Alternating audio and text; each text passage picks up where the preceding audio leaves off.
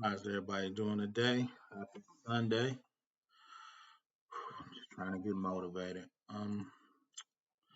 So we do usually do our normal thing. If you can hear me, okay, put a one in the chat. Gonna get started. Usually I go over the couple videos I do during the week to give people time to file in. What's up, Tobias? Can you hear me? Give me one in the chat if you can hear me.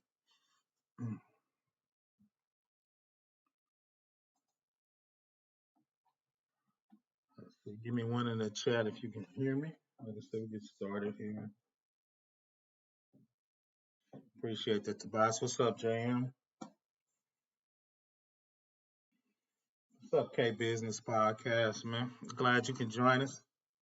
Everybody go subscribe to my man. He be giving out them great business suggestions. I've been following him, trying to get my business in chat. So let's go get started. Like I said, I just go over a couple videos I did this week, then we jump into the class.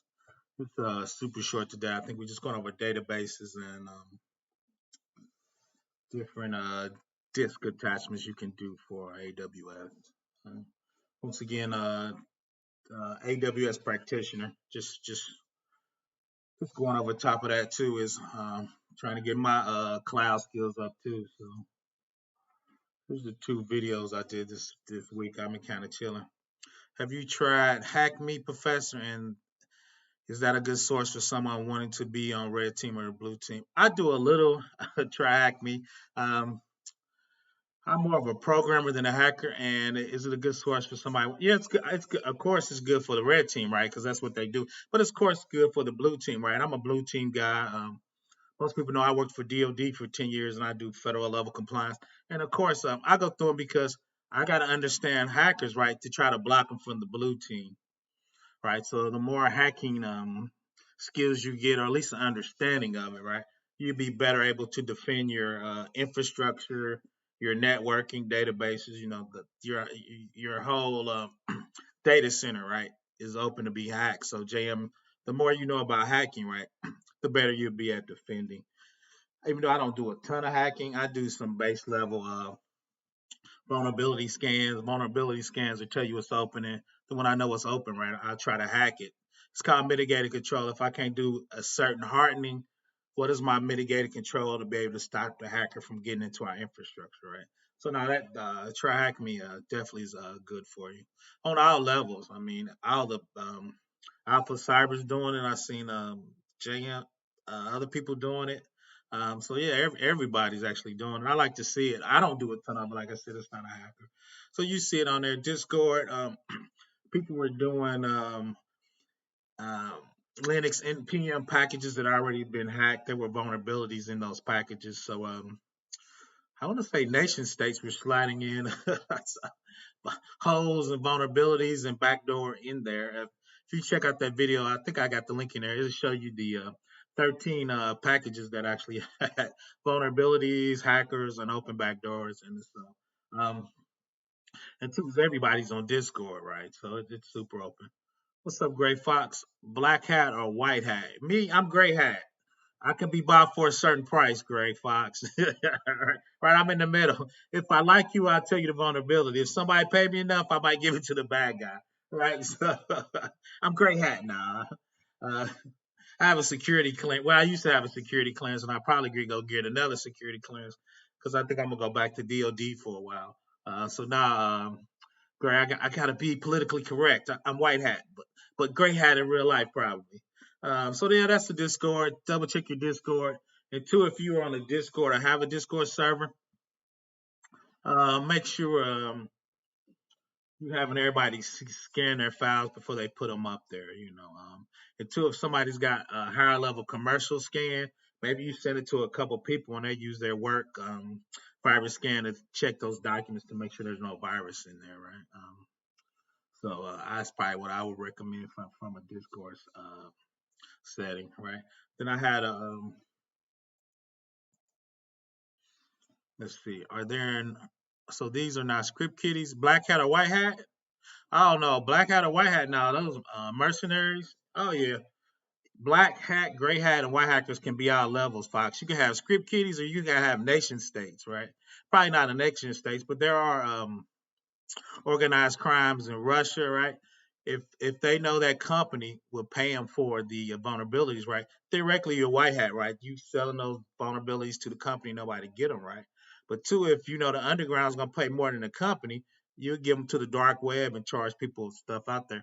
So, if Gray Fox, to me, they're all mercenaries. It's just who paying you. Is the company paying you, or does the bad guy paying you, Gray Fox, right? It's all mercenary-ish, right? People say white hat hackers, but they be looking for money, right? And bug bounties when they turn that stuff in, right? So for me, it's all the same, right? It's just pay. Is the company paying you or the dark web paying you, right? So this was a month old. I usually let when people interview me, I let my videos stay on their channel for a month, let them get all the accolades, and I bring it over to my channel and reduce. This is Dr. Anwar. He's one of the couple PhDs in the manosphere. So I thought we had a great interview. He's kind of a neophyte on cybersecurity. So he interviewed Gabe A. Of course, Gabe A is at the top of the train, and he does more red hat. He does the whole gamut. I always consider him more of a red team hacker penetration guy, right? I'm more federal government do-gooder, all good guys, me right now. Just so now, shout out to Gabe. So I did. Those are the two videos I put out. I've been kind of actually relaxing a little bit lately, so trying to probably go live a little more. I actually enjoy it. And to be honest, I'm short about 500 hours from getting monetized. So I probably got to go live a little more. Shout out to the Money Great Fox. I'm trying to get that monetization. I can see it. So let's go and get into the class. So, and once again, if you got any cybersecurity questions, just drop them in the chat. I can pivot and come back. I do this for my subscribers, and if they got a specific security question, it doesn't have to be on. Like you're saying, we're doing storage and database. I love database programming. That's my first love as a programmer.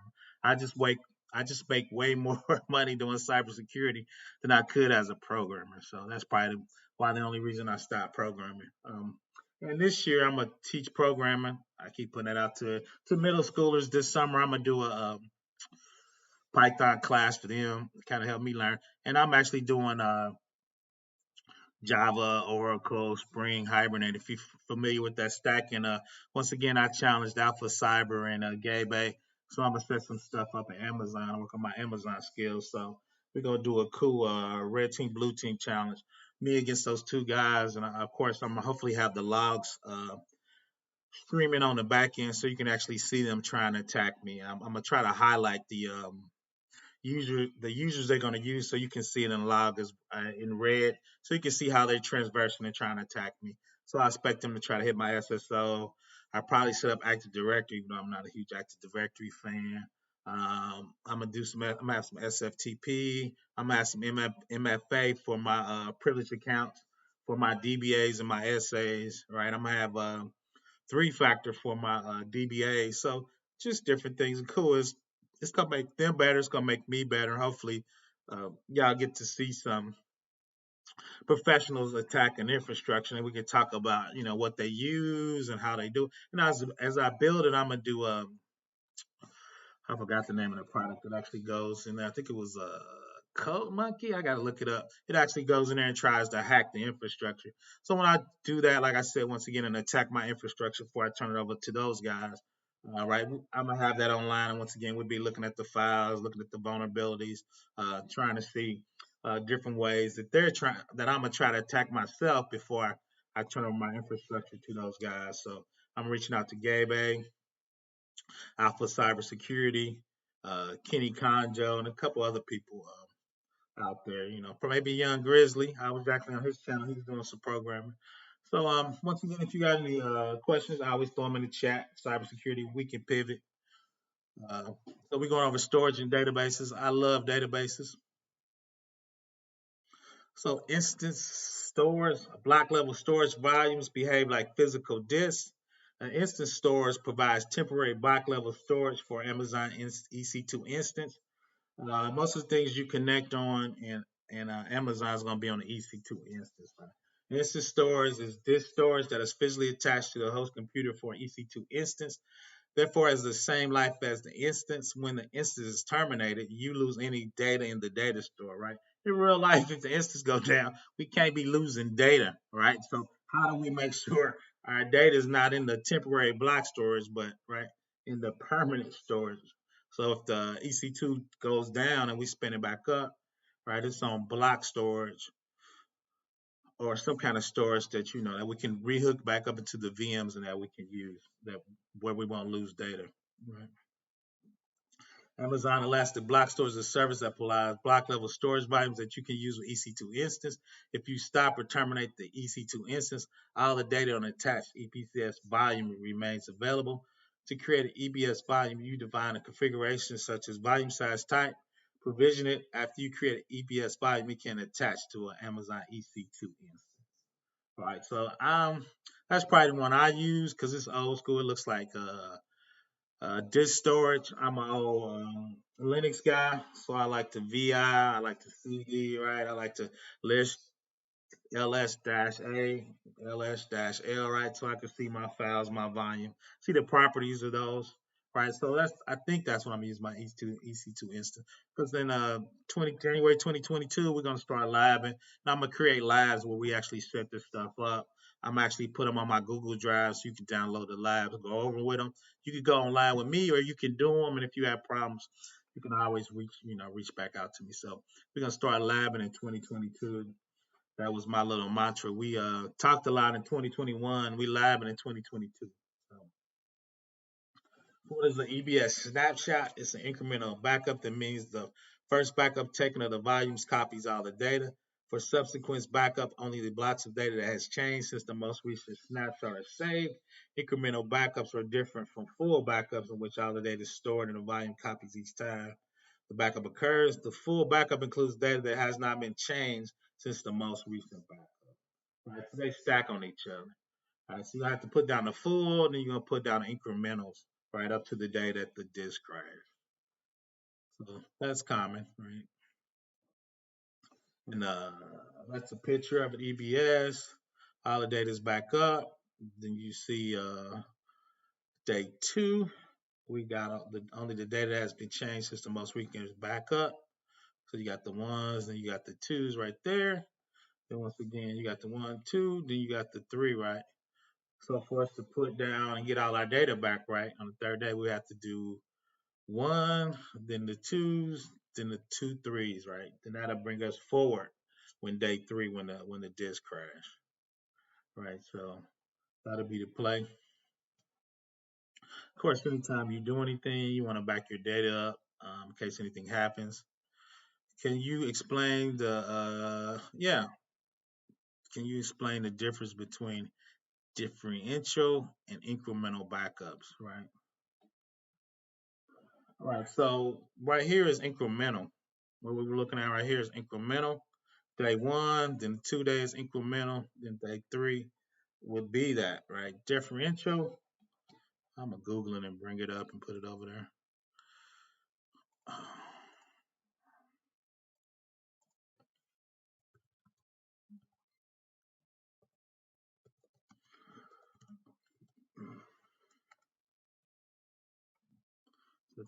Differential.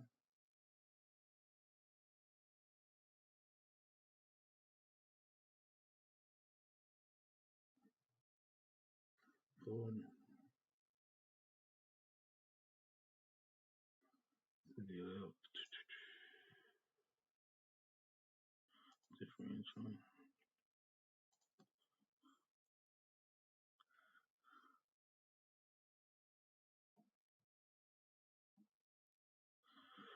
Here, I'm finding something real quick. There's a ton of stuff out there. I'm just trying to find a good picture of. That's the full. That's incremental.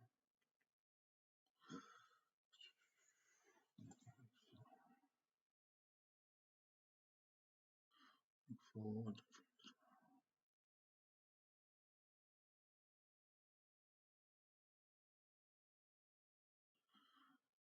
Okay. Differential.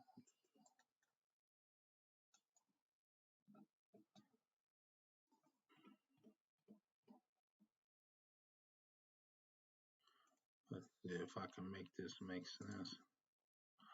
Okay, so we saw our incremental where you put it on. So if you got the full, And that shows you one. Then that's the differential at 2, 2, 3, 4. Differential backups create similar to the full, which one important difference. The differential backup only contains data that has changed since the last full backup. The active portion of the transaction logs. Differential backup are cumulatives, not incrementals. This means differential backups contain all the changes made since the last backup, despite that is included in previous backups. Differential backups are created, right? So when I do the full right there in 1, when I need to roll it up to 10, I only need to get the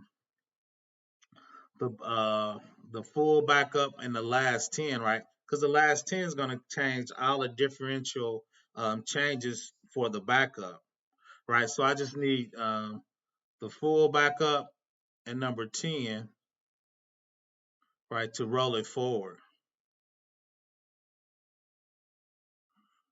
Let's show a good picture of it.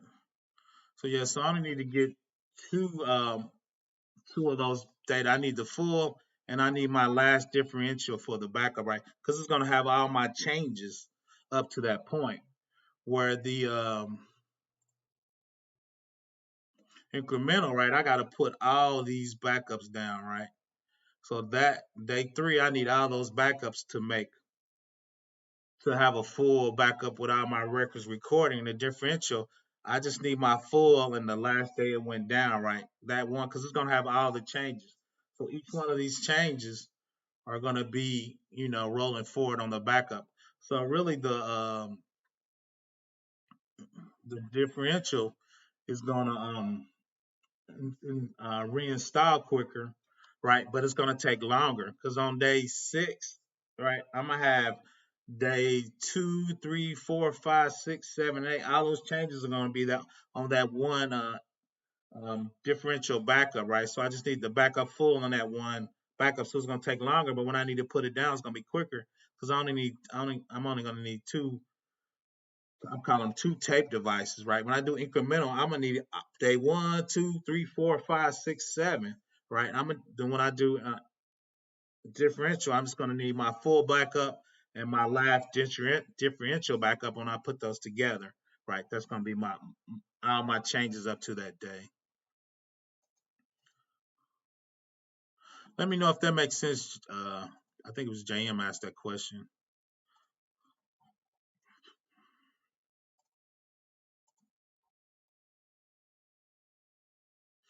What's up, C Hover? What's up, Helmet? Let me know if that makes sense, JM. I kind of rumbled through that, right? But incremental, I'm gonna need all those tapes to make it. For differential, I'm just gonna need the last full backup and the last differential, and the last differential gonna have changes for all those days that I took up to the full, right? So I'm gonna need 2 of those. So it's gonna take longer, to back them up. But when I need to restore, it's gonna be quicker because I only need 2 tapes. Incremental, I need those incremental changes every day, right, to make it a full backup to roll up to that time. Everyone's got a hat team, same as most countries, military, either homegrown time. Thanks, Tobias. True, Helmet too, but sometimes money make you change teams, right? I always tell people if you hear me getting locked up, Helmet, it's gonna be for about $400-500 million. Professor Black Ops sold out for the money. So I always ask my class, um, if you could get away with it, would you steal $100 million? What's up, CL?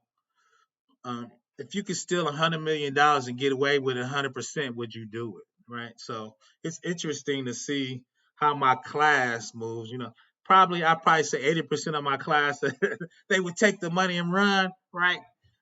So the people ask me what would be my answer if I thought I could steal $100 million and get away with it. Right. So well, that's the difference between incremental and differential on the backup, right?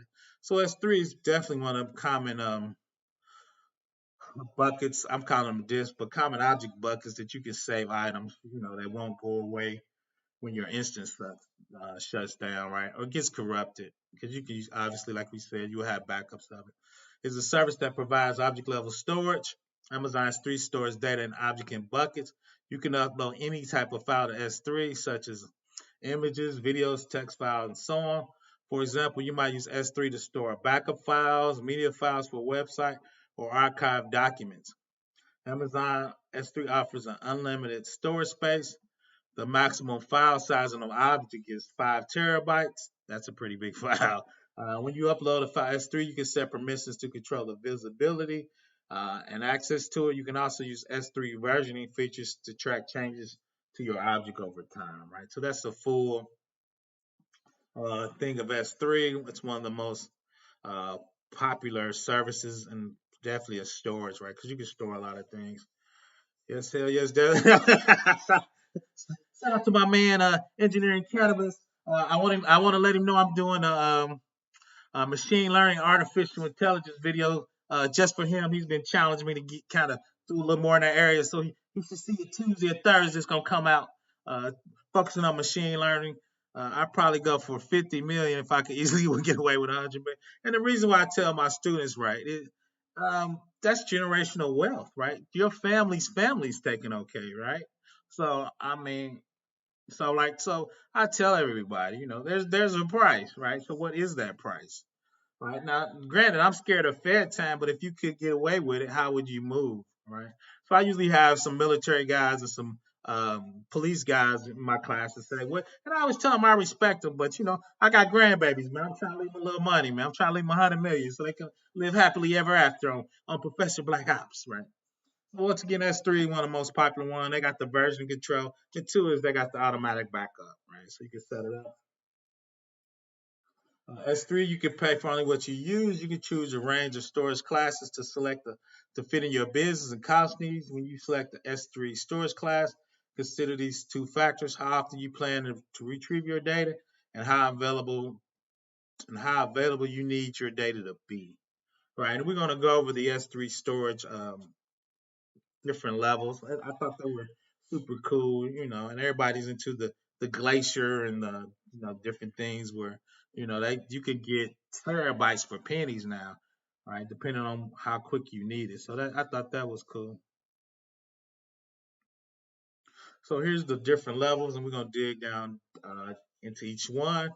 S3 standard, that's the one most people get. You get charged, right? You get it, and you get it instantaneous, right? But there's a price for instantaneous response.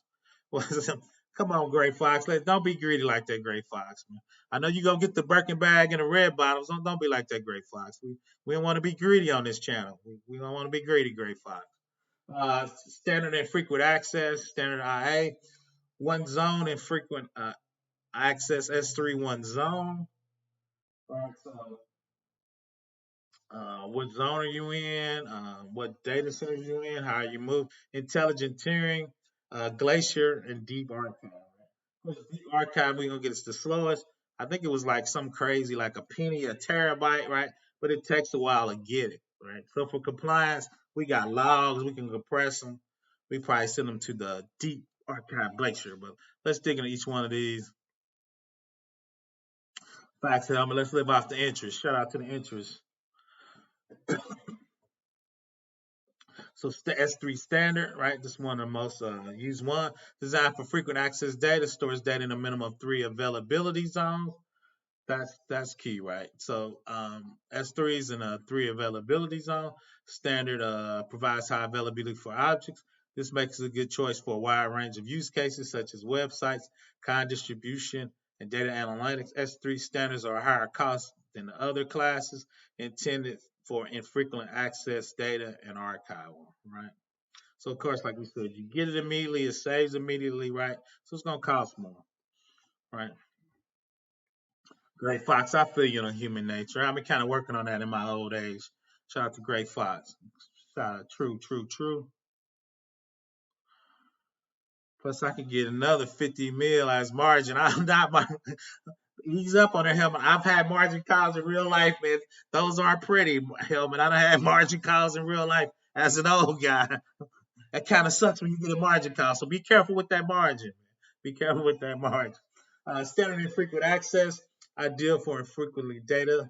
Similar to S3 standard, but has a lower storage price and higher retrieval price. It's ideal for data infrequent access, but requires high availability when needed. Both S3 standard and 3 standard IA, stores data in a minimum of 3 availability zones, provides the same level of ability as 3, but with a lower storage price and a higher retrieval price, right? So if you store it and you're going to need to retrieve it, that's the move to make. Once again, you get the automatic high availability. You can stand it in 3 availability zones, right? 3 is a lot, but you super secure. AWS went down, so you might need 3 availability zones, right? Uh, one S3 one zone and frequent access stores data in a single availability zone, has a lower storage price than S3IA compared to S3 standard, which stores data in a minimum of 3 availability zone. S3 1A stores data in a single availability zone. This makes it a good storage class to consider if the following conditions. You want to save costs on storage. You can easily reproduce your data in the event of a availability zone failure, right? If it's data you have in there and you spend it out a lot, all right, and you need to just be able to recreate it. That's one thing I do like about AWS. They give you a lot of different cost and technology you can use for what you need it for, right? I'm still a little confused. I got to do a video I'm later on what happened when it went down and why those big companies didn't have uh, DNS Route 53 to be able to fail over to the Midwest or something, right? So they really shouldn't have went down. So that was kind of a little. I was a little confused because Disney, Netflix, those are big companies. You'd think they would have multiple availability zones on different sides of the United States. So I need to dig in and figure out, number one, I think I know why Amazon went down. And number two, what happened to those companies and why they didn't have DNS fell over to the other side of the country in different availability zones. So I need to dig into that to figure out what that is. This is cool right here. S3 Intelligent Tiering. Ideal for data with unknown and changing access patterns. Requires a small monthly monitoring automation fee per object. In the S3 Intelligent Tiering storage, Amazon S3 monitors the object access pattern. If you haven't accessed the object for 30 consecutive days, Amazon S3 automatically moves it to an infrequent access tier, standard S3 standard AI. If you access the object infrequently access tier, Amazon S3 automatically moves it to the X3 infrequent tier, right? To help you save money, right? It's gonna monitor it depending on how you use it. It's gonna move it to the different tiers. Right? If you ain't touching it right, I think it actually move it to Glacier, right? Depending on how often you use it, right? So shout out to Amazon trying to save you money. 3 is a lot, true. 3 is a lot, Helmut, I agree. So this would be something like Wikipedia. It was just the East Coast servers, right? Yeah, it was just the East Coast servers. So, but Gray Fox is the East Coast servers now. There's availability zones on the West Coast. If I'm one of those big companies, I need to have my DR site over there ready to go with AWS Cloud Formation where I can just spin up all my stuff using scripts, or I probably would just have a couple of small VMs over there running. So if something happened, it'll automatically spin those up. As people more use it, right, it'll automatically elastically bring those up, right? And they should be able to be in that full capacity, Gray Fox. So I'm confused why that didn't happen. Shout out to Keep It Techie, the Godfather. Uh, he showed me a lot of love when I first came in, so I was gonna give love out to Keep It Techie. Everybody go out subscribe to Keep It Techie. He's trying to get up there. He's already up there. He's trying to get up there. But yeah, Great Fox. So if you once again, Netflix is one of those big companies. If the East Coast of AWS went out, all that stuff should have had it's called Route 53 is DNS. All that should have just fell over West Coast. All those servers should have automatically spun up, and you should be working. So your West Coast, even if those servers down, the people on the internet, their internet should have just pointed to West Coast. And I would think after 15 minutes, unless you're looking at a Netflix video, you should be all right. All those web pages should have been all up. If you have master slave databases, Keep It Techie, DBA extraordinaire, all those databases should have just fell over to the slave, and we should have just kept working. Gray Fox. So I need to dig into that more to figure out why that didn't happen. So I don't know if that's a AWS issue where their DNS didn't fail over, or was that a company issue? Because remember, it's shared responsibility. Amazon gave them all those tools, but did they use those tools and set them up to actually do failover correctly? Because I'm gonna look up all those big companies with them. Those were billion-dollar companies, so money shouldn't have been an issue, right? Because you're really not getting charged unless you use them. So they should have been just spinning up. You had your cloud formation scripts come up, spin up your infrastructure. Your slave database over there is in sync with your master. Your master should have just decoupled if it was on the East Coast, and all those transactions should have just been going to your new slave database that that was in sync, that you were keeping up sync with your DR process. So once again, I need to figure out what happened to that. And like I said, I was still a little perplexed about that. But S3 Glacier, low cost storage designed for data archiving, able to retrieve objects within minutes to hours. Glacier is a low cost storage that is ideal for data archiving. For example, you might use storage classes to store archive customer records, older photos, or video files, right? Remember, a few minutes to hours, right? But once again, super cheap. Um, uh, like you said, low cost. We thinking about putting our logs on there and some of the stuff we don't look at. Sometimes we have records for 3 or 4 years ago. I do a lot of IRS work, so you got to keep stuff for 7 years. HIPAA's the same way. They got they don't. I forgot the years, but I know Margin, which is Social Security Office. I think they're 5 years. So after 2 years, I would just put it on S3 Glacier, or this is the Deep Archive, right? This is the new one where after 3 years, we're gonna go ahead and move it over to Deep Archive, right? Lowest cost object storage class ideal for archiving, able to retrieve objects within 12 hours, right? So if you need it within 12 hours, right, you want to pick something else. But once again, we have logs, old customer data, stuff we're buying by compliance to keep for so many years. So this will be the perfect um, source for that. When deciding between S3 Glacier and S3 Deep Glacier, consider how quickly you need it to retrieve. You can retrieve objects stored in S3 Glacier storage within a few minutes or a few hours. By comparison, S3 Glacier Deep Archive, for some reason I like that name. S3 Glacier Deep Archive, you get it within 12 hours, right? So once again, if we need logs or for compliance reasons, we got to keep data for 7 years, right? So we would probably, especially if we ain't touching it in 2 years, we probably would move it to S3 Glacier Deep Archive, right? Shout out to Wilton. Shout out to Sheed. Glad you're here. But yeah, so that's the option, and I think as people get more comfortable with AWS, and they're going to, and I'm sure companies are using that already, right? So one of the cool things though is in the S3 bucket, uh, if you have JSON or a flat file or JSON, flat file, or comma delimited. If you have it on the S3 bucket, there's actually a column S3 select. I can actually select that flat file and change the format, select out certain records, write them back out into the S3, right? And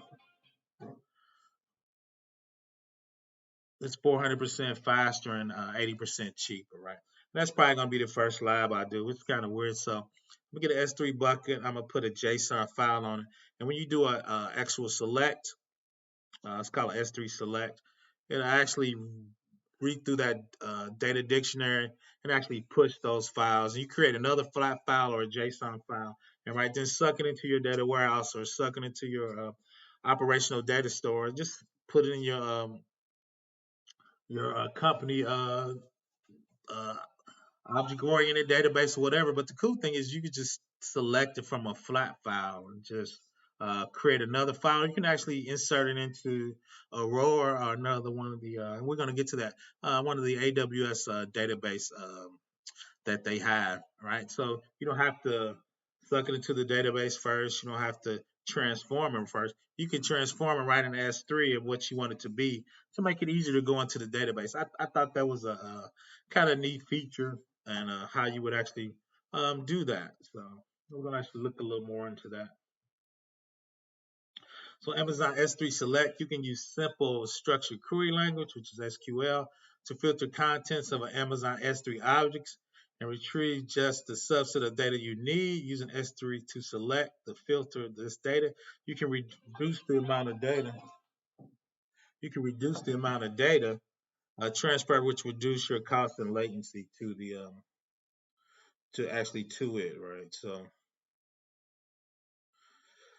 let me get my phone in order. I apologize. So and I think that'll be cool. I used to do ETL, years ago.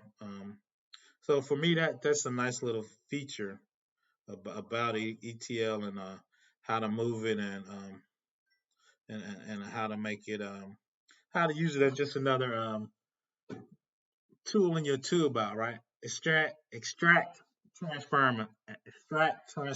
Transform, and load, right? So when I hit it, I could transform it before I even get into the database, right? It could be a million records. I only need 1,000 of those, right? So I don't have to load that whole 1,000 to the database, get charged, get moving. I can get it on a cheap S3 bucket, select out the records I need, and just put it in my database, right? And only use that database, right? Then we just saw that. Then I could just take that flat file. Of course, I'm security, so I'm encrypted. But then I could put it on my S3 Deep Glacier, right, for pennies. Now I got the 1,000 records I need in my database, so I'm not getting charged those extra records in my database. I didn't get charged for moving, right? When you move data inside your VPC, sometimes you get charged for data movement, right? So I moved it once. I select it, right? So when I select it, I'm only gonna get charged pennies for what I query over. And since I'm only gonna take 1,000 records, that file is gonna be small too, right? So that's a win-win for both of those, right? Amazon S3 Select works on objects stored in CSV, JSON, or Apache Percat file. It also works with objects that are compressed, gzipped or bzip for CSV and JSON objects only. So a lot of times, once again, I'm gonna want to zip my objects, right, to save space, right, and use them in that format. Then once I uh, encrypt them, that's gonna make them smaller too. And two is if somebody actually stole them off my S3 for some reason, if they didn't have the keys, they couldn't read those files. Right? And two is you can do server-side encrypted objects. They can specify the format results of either CSV or JSON. You can determine how records and the results are delimited. The past SQL expression in Amazon S3 requests. Amazon S3 supports a subset of SQL. You can perform SQLs using AWS SDK and select object contents, REST API, AWS command line, or do AWS console. All right, so that's what we're going to do with our first slide. We're going to do uh, Amazon S3 console. We're going to create a JSON object. And out the console, we're going to select create another JSON file and probably suck it up into a row or a Postgres database. So that's kind of what I've been thinking. I'm gonna do a lot more programming in 2022, so that's gonna kind of help me set up my infrastructure and how to test it. Right? What's up, salute? Good day, everyone. I'm Tech, Varron Tech. So but yeah, so that's I just and of course, S3, some security. I'm a security guy, so we got to go over to S3 security. Implement server-side encryption. Enforce encryption of data in transit. Consider using Macie with Amazon S3. Identify and audit all your Amazon S3 buckets. Monitor your Amazon Web Service security with advisory. So we just hit those pretty quickly. For server-side encryption, Amazon S3 to encrypt your object before saving it to the disk in the data center and then decrypt it when you download the object. Server-side encryption can help reduce the risk to your data by encrypting the data with the key that is a storage mechanism and the mechanism that stores the data itself. Right, so you want to encrypt it in case somebody stole your data, you slipped up and then put your permissions on correctly, right? And somehow the hacker got it. Once again, I just told everybody if you like, I'm doing a red team, blue team challenge. So if I don't set up something correctly with my permissions, if they got that file, they wouldn't be able to read it. Why? They wouldn't get the key. Right. Hopefully, my key is going to be stored somewhere far away from the data. So if they actually got the file, they wouldn't get the key. Therefore, they wouldn't be able to read the data. Right. What's up, Mr. Awesome? This is server-side encryption. encrypts data client side and uploads the data to Amazon S3. In this case, to manage the encryption process, the encryption key and related tools, as with server-side encryption, client-side encryption can help reduce risk by encrypting the data with the key that is stored in a different mechanism than the mechanism that stored the data, right? So client-side is even better, right? Because I'm encrypting it, then I'm sending it up in transit. So if they steal my file while I'm transit, even though I had encrypted it, some reason they got it, once again, the file would be encrypted and they wouldn't be able to read it, right? So a lot of times, but once again, we have to manage our own keys, right? Because it's from the client side. But I enjoy doing that. Security's better, right? Amazon S3 enforce encryption of data in transit using HTTPS, according TLS 1.2 to prevent potential attackers from eavesdropping or manipulating your network traffic.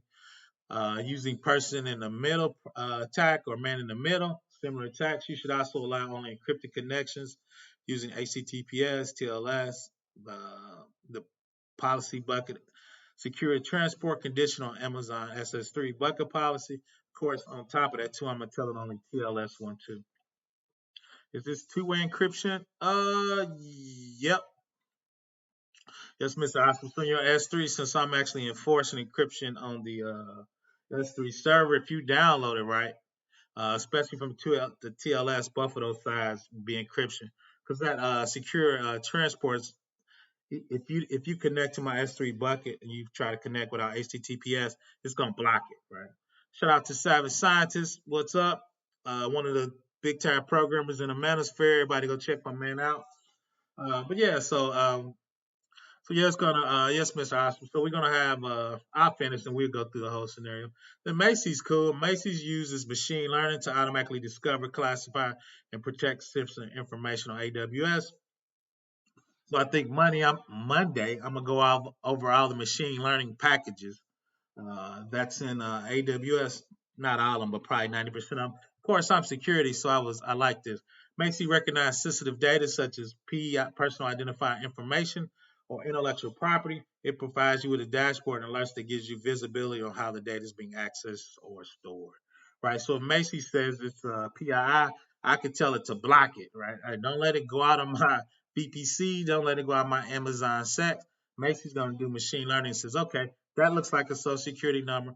That's the beginning part of a MasterCard. That's the beginning part of a Visa credit card. Block it on and don't let them move it out, right? So those are some of the cool things too. Um, so also with Macy's and that you can audit all your buckets. Identification of all your IT assets is crucial aspects of governance and security. So Macy's going to go through all your S3 buckets and say, that looks like a social security number. That looks like a credit card number. That looks like your date of birth, right? Your name and that number looks like, is that a date of birth? It probably says DOB in front of it, right? So you're going to look, have basically look out like, because the first thing to helping you with security is knowing where all your important stuff is at.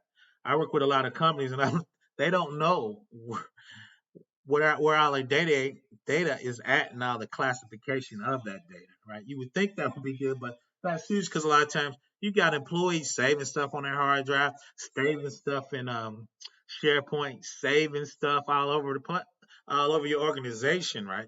So Macy's going to help you identify that and mark it, right?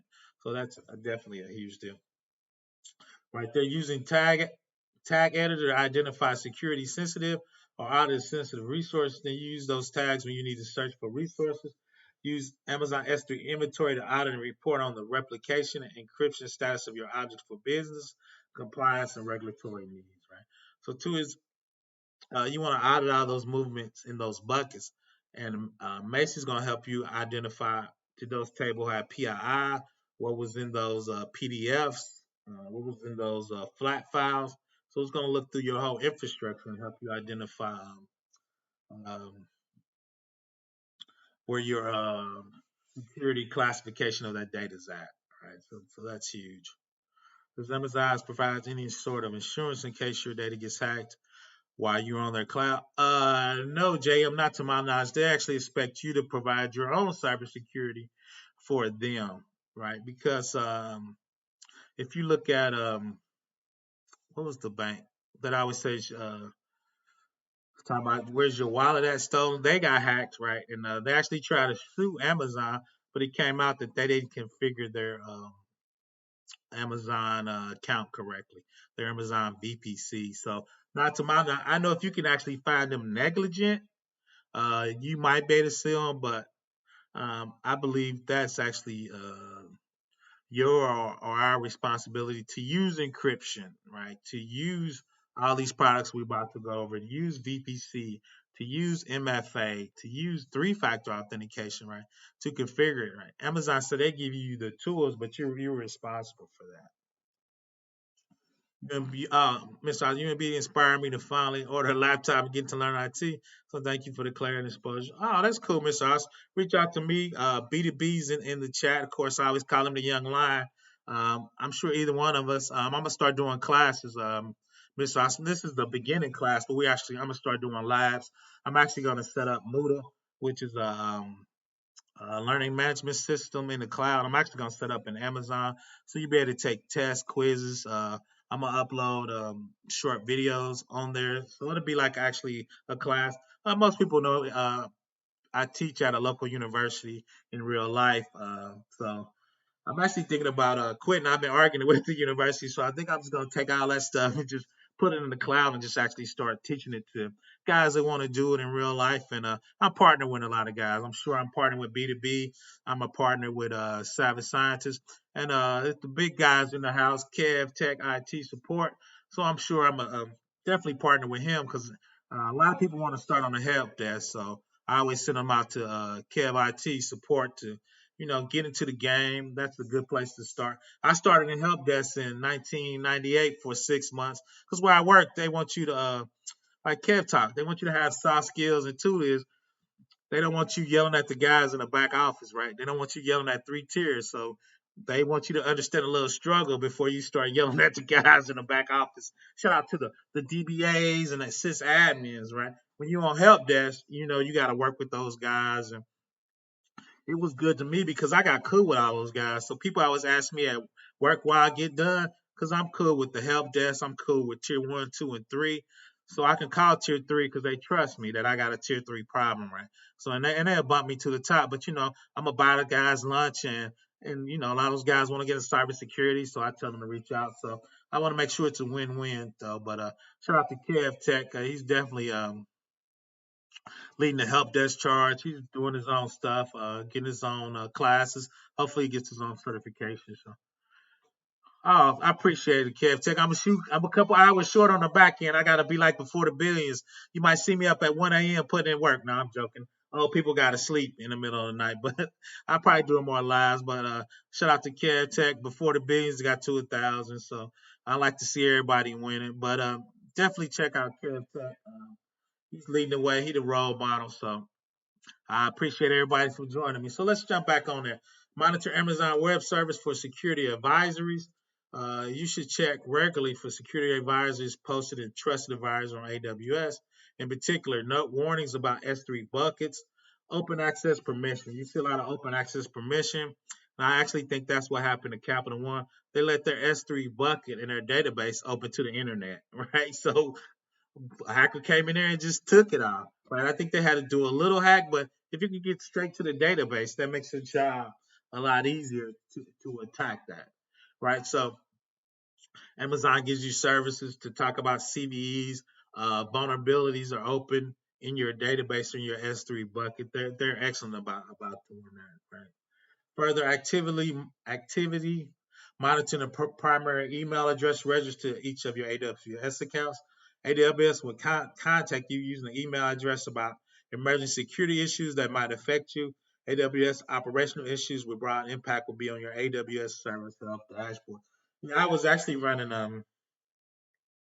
an Apache web server on Amazon. I was doing a training helping a friend of mine do training, and they actually sent me emails saying if I didn't upgrade my Apache in 2 weeks, they were going to shut it down. Why? There was actually a huge vulnerability on that version of Apache. Right, I knew it. I was going to updated, but I was behind. So Amazon is going to be scanning your infrastructure and kind of letting you know what you need to patch, which is cool. Which is cool. That's kind of helping you in real life. I always put this on here, and I did a video on this. Let's see. I'm interested in mobile forensic, anti forensics development and tools. Okay, well, I might do a couple videos on that.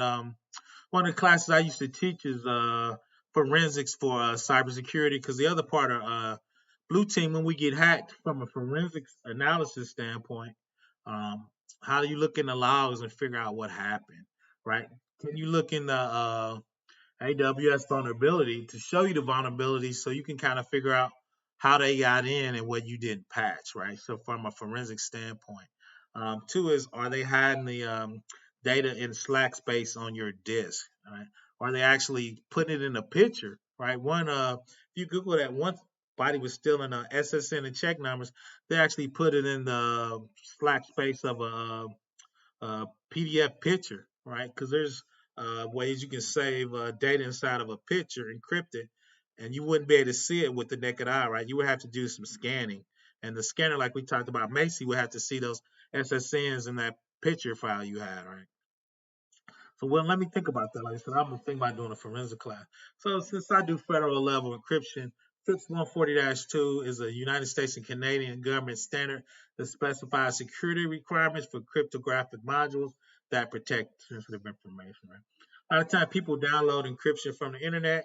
They're saying they're AES 256. How do you know they did that encryption right? That's hard encryption.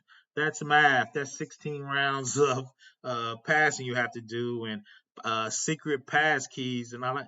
How do you know they did it right? This means that the company sent their encryption in and the government actually certified they were doing it right. A lot of people could go be like, oh, the government knows how to break everybody encryption. That's cool. I trust the government, but at least I know the encryption I'm using is done correctly, right? So once again, I have to do federal level encryption. So when you talk about Oracle, SQL Server, MySQL, that's why their product costs so much, because they have to get federal certification that said they're doing encryption in their product correctly, right? That's some things you got in there, right? Let's see. I think we're good. Amazon Elastic File System is a scalable file system used by AWS uh, cloud service, so you can actually buy AWS to be on-prem. As you add and remove files, Amazon ES6 grows and shrink automatically. It can scale to demands for petabytes using without disrupting the application. In file storage, multiple clients such as user application servers can access the data stored in the shared file server. In this approach, the store file system uses block storage, which local file system to organize files. The client accesses data through file paths. I'm old school. I like file paths, right? In red, file storage is ideal for use in case of a large number of services and resources need to access the same data at the same time. Right, so you're going to be accessing parts of the disk, a database, certain blocks you're going to be accessing at the same time, right? Because they're going to be accessible, meaning most people can read. But when you need to write to them, right, you're going to grab that block, you're going to lock it, right? So two people can't update it at the same time. And Amazon File System, EFS, right? It's built for that, right? Once again, I love databases. That was my first love when I got into the game. Probably around 2005, I became Oracle certified. That's how I got my first bag. Was doing Oracle Forms and Report, Oracle PL SQL. I did that for years. Then I went to Java and Oracle for years. Then I got into cybersecurity probably, oh my God, 15 years ago. Then I got into cybersecurity. Like I said, most people know I worked for DoD for 10 years. I've been working at a large government entity for another 10 years. So I'm 53, I'm grinding, and I got 10 more years, and I'm turning it over to the young guys. So shout out to the young guys. But so let's go through some of their Amazon database offerings. They got a ton of databases that use different things. We're just gonna highlight on a few of those because what we want to use the right tool for the right job. Right? So Amazon has over 200 services. I'm just trying to get a core few right before I move into there. Right? Mr. I came from the culinary, hospital, and restaurant industry in the hood. My soft skills will prove I'll be inquiring on your suggestion, beginning with programming. I can learn straight. Miss Awesome, check out my man, Kev Tech. A lot of people start off at help desk or programs, or just you got a lot of options, man. Like I said, Kev Tech can help you in the help desk, and his shout out. I really enjoyed his Azure. I need to go follow him some more. I'm followed to him, but his Azure, I love his Azure playlist. Like I said, even as an old guy, I learned a lot. So sweet. Age is nothing. You got the. I appreciate that, Kev Tech. So yeah, Mr. Austin, let us know. Like I said, there's a lot of guys out here. We all want to help you. So just let us know. Like I said, cybersecurity, keep it techie, Kev Tech, Tech G, Master IT. There's just so many guys just in this space. Textual chatters, cybersecurity. Just a lot of guys out here, Mr. Awesome. But if you need anything specific for me or you want to chat, Professor Black Ops at gmail.com. You can always go to my channel. My email's there if you want to reach out and we can get on a Zoom call and chat it up. I'll bring that out to everybody. If y'all want to do a short talk, you can always reach out to me. I've been bothering B2B. I've been sending a couple people his way. They wanted to do data engineering and data analyst. I know that from a high level, so I sent him to B2B, so he can help a few people out. And shout out to him. He's been generous. So I always tell him you only get a few minutes of his time, or you're gonna have to dig into your pocket. So that's what I tell people. So, but once again, if anybody need me, you can always reach out to me. So let's hit these couple database services and see what Amazon got going on. This is my favorite one. I'm a relational guy. I love relational database. It's a service that runs on a relational database in AWS Cloud.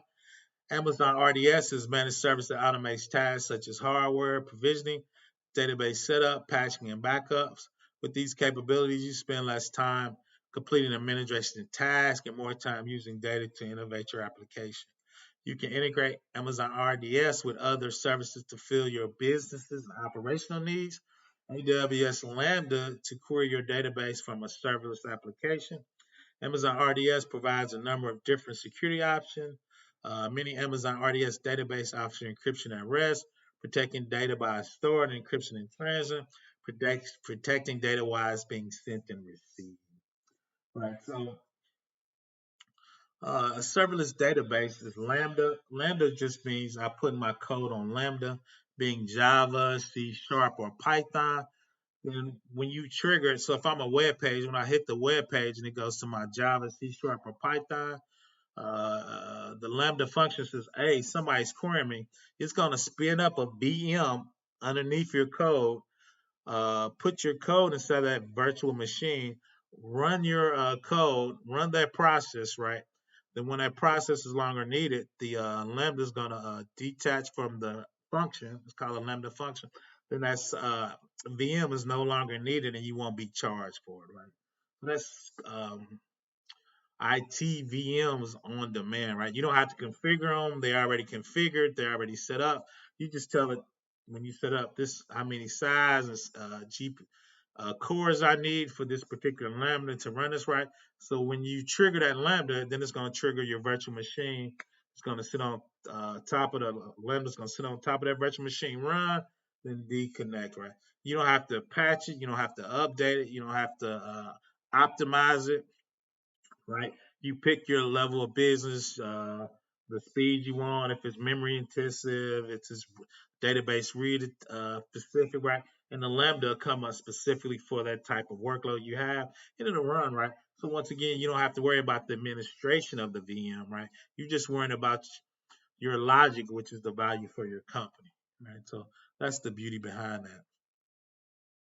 Now, RDS, right? They give you 6 different databases that you can use that they ported over to Amazon. So some of the big ones are Amazon Aurora, which is Postgres or MySQL, MariaDB. Then, of course, if you run an enterprise database or enterprise service, usually people pick Oracle database or Microsoft SQL server, right? So that's the cool thing about it. And two, a lot of people run these stuff on prem, so you can just lift them on prem and just run them in the cloud, right? So if you were using 50 servers, 60 servers to rule your infrastructure, you can take all of that up, move it to the cloud, right? And now you're not paying for those servers. You're only paying for when those servers are running, right? And that's the benefit of on-demand computer. Being that Amazon, Azure, Google, right? They pretty much, all run the same. I do government work. The government runs a ton of AWS and Azure. I'm a Java guy, so I usually lean more to AWS. Linux and Unix, a little more to AWS. But Azure got a ton of Linux and Windows too. So Amazon Aurora's enterprise class relational database, compatible with MySQL and Postgres relationals up to 5 times faster than the standard MySQL and up to 3 times faster than Postgres. Amazon Aurora helps reduce your database costs by reducing unnecessary I/O input and I/O operations while ensuring that your database resources remain reliable and available. Consider Amazon Aurora if your workloads require high availability. It replicates 6 copies of your data across 3 availability zones and continuously backs up your data on your Amazon S3, right? We were talking about that, right? And the cool thing is, I think that was part of Amazon problems last week was they said the network, but Amazon just switched over from Oracle to their Amazon Aurora, I think 2 years ago, right? So Oracle's favorite word is they like to eat their dog food. So Amazon is running their stuff on Amazon Aurora. They're running their Christmas stuff and their package delivery. They moved all that to Amazon Aurora, right?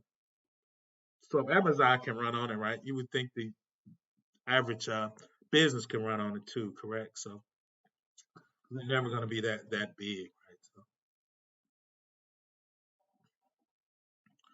but it's cool working on volatility plugins, search memory dumps for pre-file Wi-Fi connections. That's true. That's true, Savage. And two is I'll try to I've got compliance security checks for Wi-Fi, and I got Wi-Fi. I got security checks for everything. So I find those Wi-Fi security checks that the government use. Wilton, I'll make that available to you. Amazon DB is a key value database. It delivers a single digit milliseconds response on any scale. DynamoDB is serverless, which means you don't have to provision it, patch it, or manage it. You do not have to install it, maintain it, or operate software. As the size of your database shrinks and grows, DynamoDB automatically scales to adjust for changes in capacity while maintaining consistent performance. This makes it a suitable choice for use cases that require higher performance while scaling. Right, so that's one of the big deals is key value. I'm still an old relational guy. Relational databases actually prove mathematically for how they operate in the scale. So, but once again, we want to use the right database for the right job you're trying to do. Right? So, Amazon Redshift is data warehousing service that you can use for big data analytics. It's offers the ability to collect data from many sources and help you understand relational trends across your database. It's also previewing its Amazon Redshift serverless. It's a service option for Amazon Redshift that makes it easy to run and scale analytics in seconds without the need to set up and manage your data warehouse infrastructure. With Redshift serverless, any user, including data analytics, developers, business professionals, and data scientists can get insight from data by simply loading and querying data in a data warehouse. Right. So data warehouse is a little different from your regular database for operational data store. Is usually I used to work at a Fortune 500 insurance company. We actually had, oh my God, it was some crazy like 70 mainframes because they bought so many companies over the years. So we would take a mainframe and put it in a data store, right? So the company's regular operating system would run, but then in the data store, if we want to do stuff across companies we bought across regions, right? We had them in the data store. So the data store was to have these 6 companies in the Midwest you could query in one data store, right? But that would take a while to come back, right? Because we're talking about billions and billions of rows. Where if I want to do something specifically with that company, right, it might have been 200 or 300 or 400 rows. When I took out 6 companies, it could be a billion rows, right? So data warehouse is basically aggregating all those companies, and they call it a time index across times, right? Because we were closing books, closing operations. When did people buy insurance products? So we want to keep track of all of that across there, right? So you want that in data warehouse so you can do trends analysis, do timing, right? And of course, like you said, that's A lot more data, a lot more rows, and a lot more ways to do it, right? So that's when you probably want to use a data warehouse. Amazon TimeStream is a fast, scalable, and serverless time series database for IoT operational applications that makes it easy to store and analyze trillions of events per day, up to 1,000 times faster, and as little as 1/10 the cost of a relational database, right? So if you're driving a car, we always talk about autonomous cars and autonomous trucks, right? Every time the truck moves, turns, scans something, right? You want to put all that in the database because you want to keep track of that up to the millisecond, right? So that's kind of what this kind of database would be used for, right? Amazon Time Series saves you time and cost in managing the life cycle of time series data by keeping recent data in memory and moving historical data to a cost optimized storage tier based on the user defined policies. Amazon Time Series purpose built query engines let you access and analyze recently and historical data together without needing to specify explicitly the query where the data resides in memory or a cost optimized tier. Amazon Time has built-in series and analytic functions helping you identify trends, patterns in your data in real time. Amazon Time Stream is serverless and automatically scales up down to adjust capacity, performance, so you don't need to manage the underlying infrastructure, freeing your admins and your developers just to worry about code. Once again, right, they want it to be serverless because people are tired of managing databases. People are tired of carrying feed of that, right? They want to turn that over to Amazon, right? So then they can worry about the IoT is it trending? Am I optimizing it, right? Am I? We're gonna talk about that Monday or Tuesday. I'm putting it in my machine learning, right? What is my machine learning from these billions of bytes, right? What GE does with their engines is they take billions of rows because they want to figure out when do they think the engine's going out. Obviously, you don't want it going out while it's flying. What's the cost to upkeep of it? Uh, in certain areas, due to weather, how much you flying in the cold, right? All that's going to be kept in the time series database. You're going to put that in a machine learning, right? To figure out when you think an engine's going to go out, when you should have it upkeep, uh, um, when you flying through certain speed of winds, right? It's hitting the engine. So it's going to take all that data and kind of figure out when is it best to update the engine or just get a new engine, right? But you need all those data points to figure that out, right? MongoDB is definitely one of the document services that supports that. MongoDB is a document database, makes it easy to set up, operate, and scale in the cloud. With DocumentDB, you can run sample application code and use the drivers and tools that use MongoDB. Document database, a record in DB is a document, which is a data structure composed of fields and value pairs. MongoDB documents are stored in JSON objects. The value field may include other documents, arrays, and arrays of documents. Right? But that's one of the hot databases out there. So if you have MongoDB, once again, you can just lift and shift it to Amazon and let Amazon do all that setting up and running of that device. Right?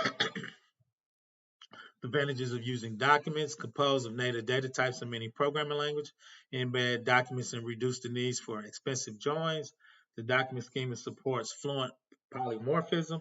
So as you can see, as I just took a quick line, we got the name, age, and the array is groups, news, and reports, right? So I got my object, but inside my object, I have my details, right?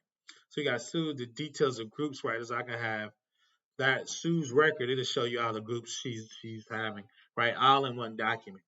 In a relational database, that will be separated with two tables with the foreign keys and a couple indexes, right? Now we'll talk about that more when we get to the programming section. But so yeah, so that's it. So once again, I just want to touch on these database options. Once again, I'm going to start programming 2022. I want to use the correct database for the correct tool, right? Let's see. Man, open source, and would you give any list facts? Then I need the point of sales must be their own network in order to remain in compliance with PCI. Does that mean the separate VLAN will be enough, or do you need a separate line from the ISP? However, the point of sale must have their own network. Yeah, I think yeah, JM, I think from a client's part, and especially from a PCI, um, you're still gonna have your stuff on prem because you want your cells and stuff to be on prem. Then you're gonna take your data like we talked about. Once you get your cells for tonight, I think you're gonna upload that into a data warehouse. Right inside your data warehouse, I think you're gonna roll those values up. But from a compliance standpoint, inside each one of those stores, they got a mini computer, and I think when they send them to Walmart's data center, I think that part's going to be on their own VLAN. But when they push it up to Amazon Cloud to do their data analytics, to figure out what's selling, to do all that, so I think that's how you would meet PCI JM, because I think they got because everybody's your big companies are not 100% in the cloud, so they're gonna have their own data center. I think their point of sales machines and all that's gonna be in their data center on, like you said, on this separate subnet with the security for PCI. That, and like I said, their analytics. Shout out to Engineering Cannabis. Their predictive learning, all that I think will be spun up in Azure, Amazon, or Google to do those type of extra analysis for that. The analysis on warehouse, tariff for playing parts due to numerous variables like facts, engineering cannabis. But like so like engineering cannabis said, there's so many variables and parts, and when you think they're done, like you said, those predictive analysis are being. The cool thing is, in a Amazon has tools now that help you with those workloads to put them up in machine learning to help you do those predictive analysis. But obviously, you're gonna need somebody like engineering cannabis with the statistic math backgrounds to make sure all that stuff makes sense. Even though you giving it to AWS, you still got to make sure AWS is doing it and it makes sense, right? Let's talk about Amazon Neptune. It's a graph database service. You can use Neptune to build and run an application that works on highly connected data sets, recommended engines, fraud detection, knowledge of graphs, SQL queries for highly connected data are complex and hard to tune for performance. Instead, Amazon Neptune allows you to create graph languages, Apache Tinker Gremlin, Spark to execute powerful queries that are easy to write and perform well and connected. This significantly reduces the complexities and how you will to move quickly to create applications that process relationships. Right. So if you have companies that own other companies and they have stock prices and how they move, how those are interconnected, right? Because you have people trying to optimize tax revenue and offshore. That's where you use Amazon Neptune, right? Because each one of those companies could be owned by a subsidiary that's in Ireland and the country, right? So all that's interconnected, right? So Neptune helps you with those connections to kind of flesh that out or actually parse that out, right? So this is one that's cool. Amazon Quantum Ledger Database. It's a fully managed ledger database that provides transparency, immutable, and cryptographical verifiable transaction logs owned by centrally trusted authority. Amazon tracks each application data change and maintain complete and verifiable changes over time, immutable and transparent, append to the journal. Uh, Amazon Quantum Ledger has a built-in immutable journal that stores an accurate sequence of every data change. The journal is append only, meaning that data can be added to the journal and cannot be overwritten and deleted. This ensures that your history cannot be changed or deleted, even if you delete the data from the ledger. The change history of the data still can be accessed by reading the immutable journal, right? And it's built on blockchain. They're gonna talk about blockchain, right? Because it's immutable, right? And you track them. And me and engineering cannabis was chopping on the panel talking about tracking drugs around the world. A lot of people are doing fake drugs and how they get them in the pipeline. So what you need is an immutable database that keep tracks of that with the blockchain. That's coming up next. Amazon Managed Blockchain is a service that uses and creates manageable blockchain networks with open source frameworks. Blockchain is a distributable ledger that lets multiple parties run transactions and share data without a central authority.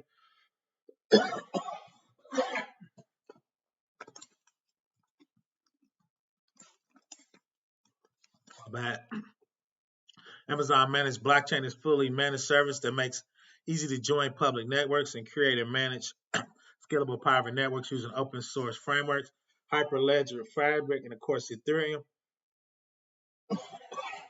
Blockchain make it possible to build applications where multiple parties can execute training without the need of a trusted central authority. Once the blockchain network is running,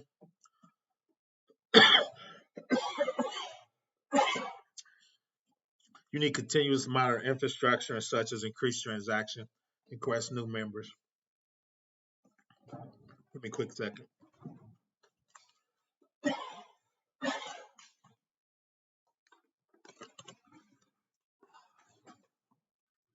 Amazon Elastic Cache is a service to add caching layer. Caching is just memory, make it quicker to run. Should I put a 200K? I'm trying Emerald Cannabis. It's hot, man. You got me thinking about doing more machine learning. Thanks, Sam, but I got a little water. I appreciate it. I'm getting out. So in-memory elastic cache for accelerating application databases. So in Java, we use memcache. So once we get a big graph, we just put it in a memory structure. And of course, it's going to be lightning fast.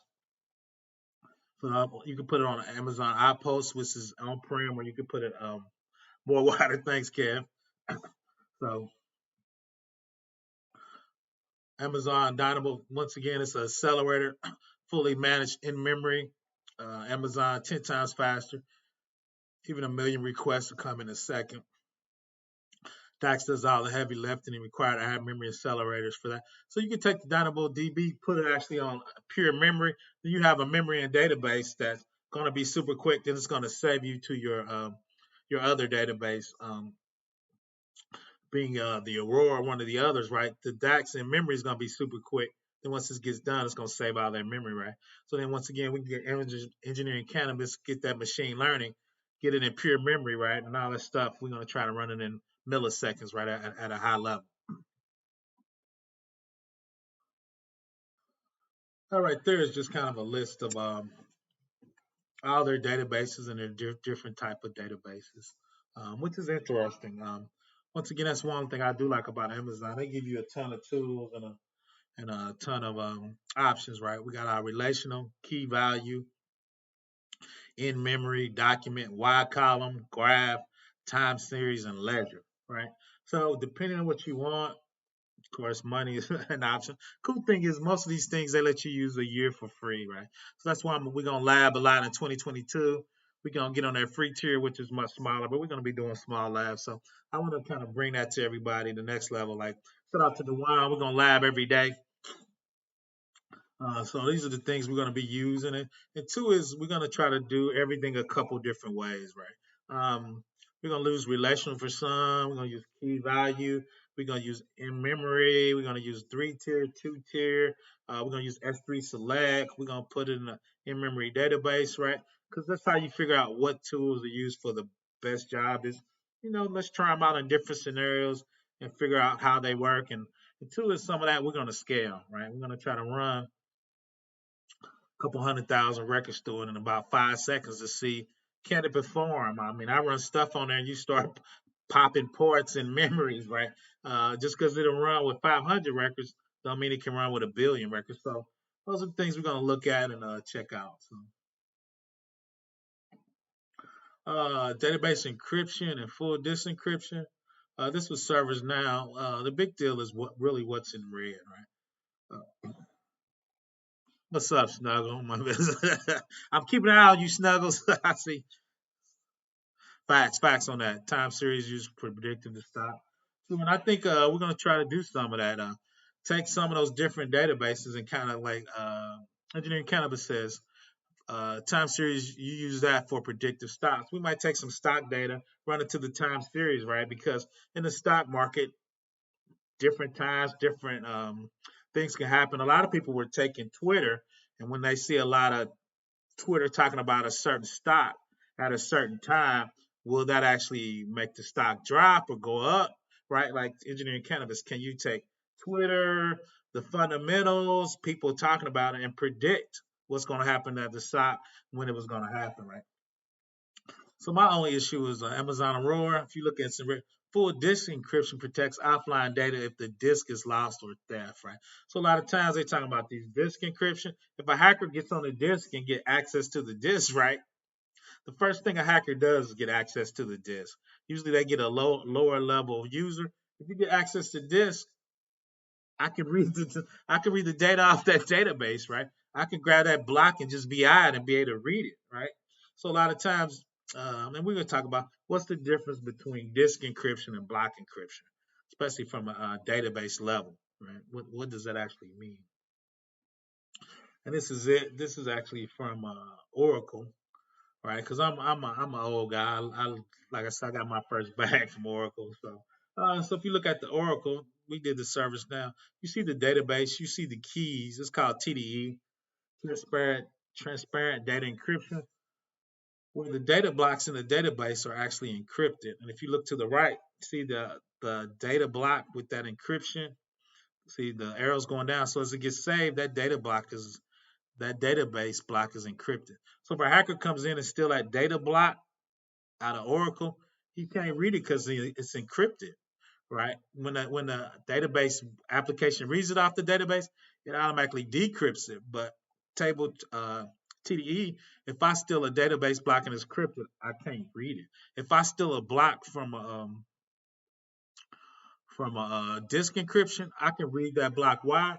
Obviously, I got the user that has read on those blocks, right? And if I get read on the blocks in the database, unless it's coming from the application, if I steal that data block from the database, I can't read it. So that's why I'm a file encryption and not a disk encryption guy. Right? Remember, disk encryption, if the hacker gets any user, which usually gonna have read on the disk, he can VI that block and see the data, right?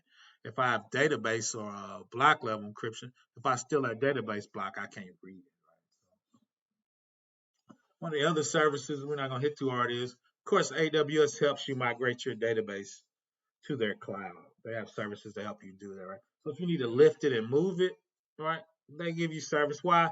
And they're pretty reasonable. I've seen some. They want you in their cloud so they can charge you, right? So that's the cool thing is you can do most of the lifting and just have their experts come in and validate what you do, right? So when I help a lot of companies, I come in and validate their security. So when they have the big guys come in, I've done most of the work, and I'm gonna be a lot cheaper than Amazon or IBM or Oracle or any of the big Price Waterhouse Cooper, right? I'm gonna be a little cheaper than them, right? So they give you that migration service. Here's all the stuff they're migrating. So you see Oracle um, goes through the migration service, goes into your Oracle RDS or MySQL, and most of those are what people use in corporate America. Goes through the AWS and goes into Amazon Aurora, which would be the MySQL piece. Right? So those are the things to use.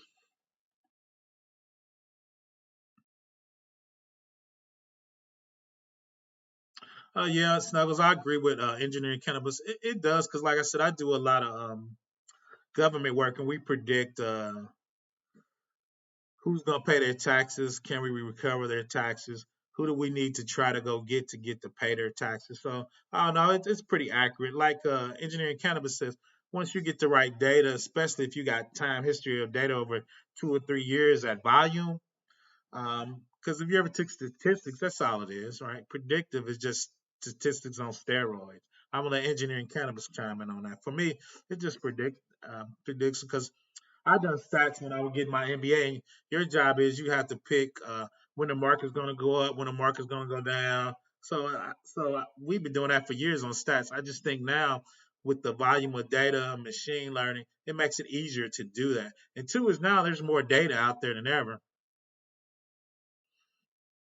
So he said 20%. So, like I said, I work in taxes. So we predict who to go after, who not to go after, how much we can recover. Because over years, you get that data from businesses.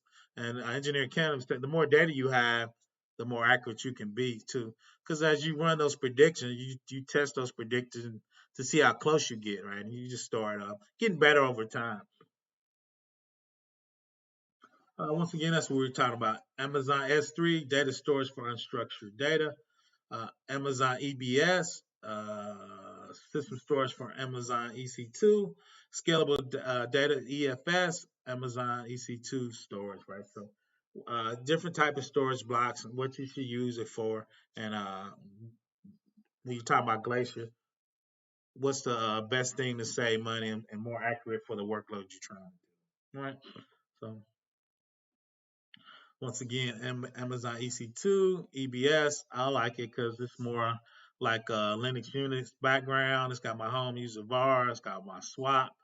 For me, I'm loving it. I'm an old Linux Unix guy. So when I set man up, I probably start off with EBS because I'm just kind of used to that Linux Unix feel and just kind of just going through that. This is a standard architecture diagram, and we're going to delve more than that too when we talk about security. But at the top, though, you see your Route 53, and we were talking about that earlier, and I'm going to dig in that more. So Route 53 at the top is the DNS that tells you which side of the country you should go into. Over there, we see our elastic file system. It's connected to our virtual machines. Right there, they're auto scaling, they're going in and out. Right, so that's it. We got our S3 buckets at the top. We're going to keep our graphics for our HTML, our CSS, and our static files. So when you hit it, right, it's going to come up super quick because we got our CDN, which is a static HTML files. So you would hit that, you would get it on your browser, then it'll start querying the database, right, to get the data prep to come up to you, right? But we get it going. EC2, simple queue network between that. But so those are the two things, the S3 and the elastic file system too. And two is right, we got it on different subnets, right? So we can control the security of how that's going to move and which rights we're going to give it. So I just wanted to do that one. So that's all I got for today. Let's see now. As on steroids, you have so many variables and so many points that you have to find the right variables, continuously train the model 80%. Now that's true because that's one of the things I had to do in NBA 20 years ago. Of course, we were using SAS, right? But you had to figure out which elements and data items would you put in SAS that would give you the most predictive outcome, right? These two items, these 20, these 1,000, what's going to give you the most best outcome to predict what's going to have the better profit values or if you're going to have profit losses.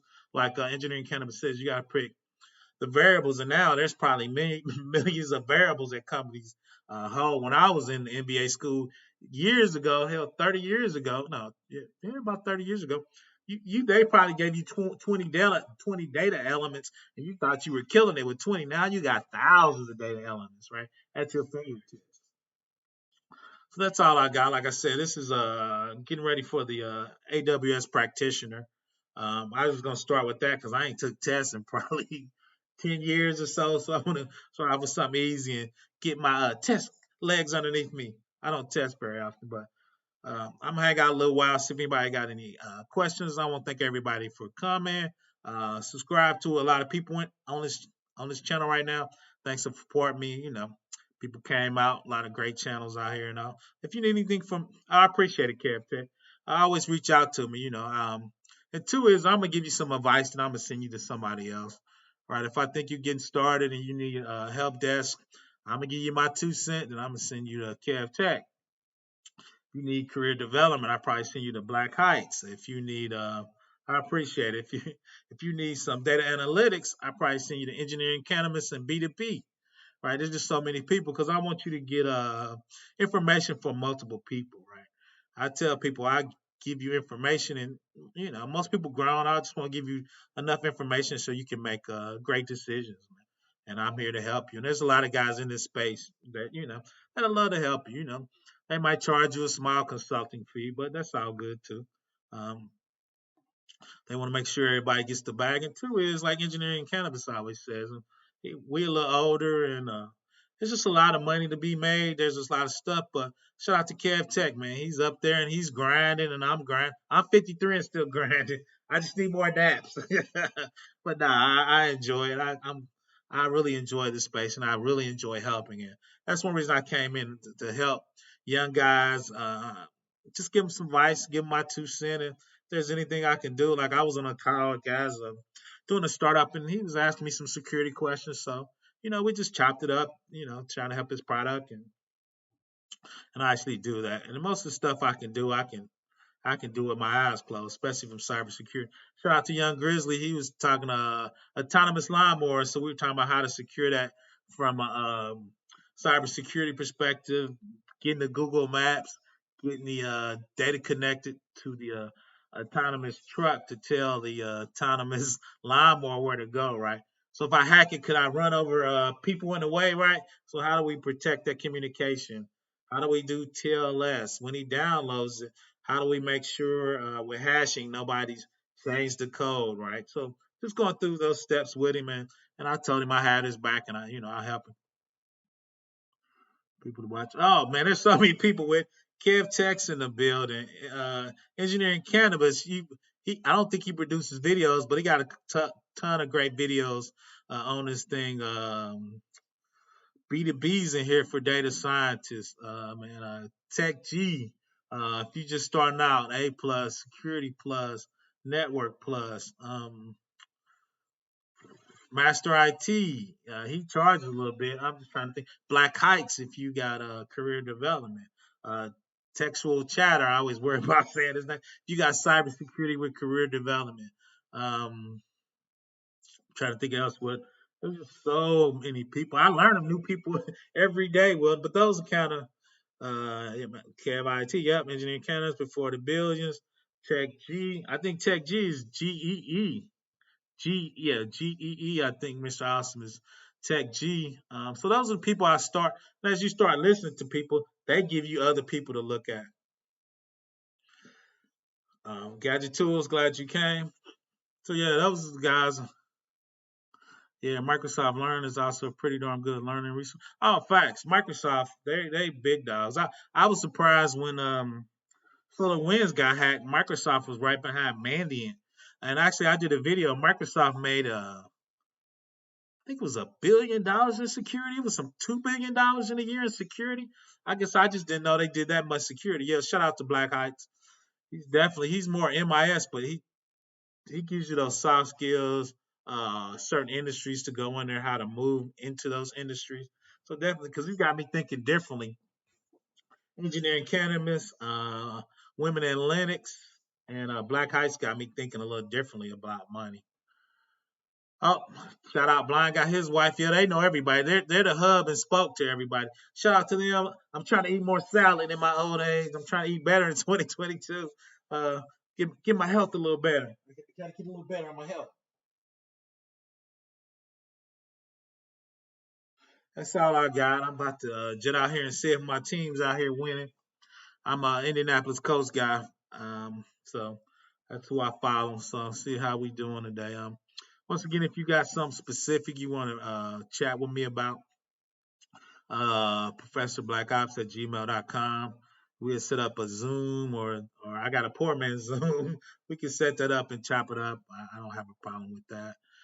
Once again, we're going to lab in 2022. So get ready. Kev Tech is a role model. I got to start doing some more. I got to do some real labs. I was talking to 2021. We got to get our lab on every day. Oh my God, they be drowning me. Facts, women in Linux be putting it in. Uh, yeah, everybody have a great week. I'm off tomorrow, so I try to took me a little extra day. So once again, if you need me, reach out. I appreciate everybody coming, checking me out. This is gonna be every Sunday at 3. That's my standard time. Like I said, I think I got 4 more weeks of this, and we'll figure out what the next play. We got this. Facts, Kev. Congratulations on your growth too, man. I see you blowing up, and it's well deserved, man. Well deserved. I'm out. I'm about to go take a nap. I'm tired. Everybody have a great day.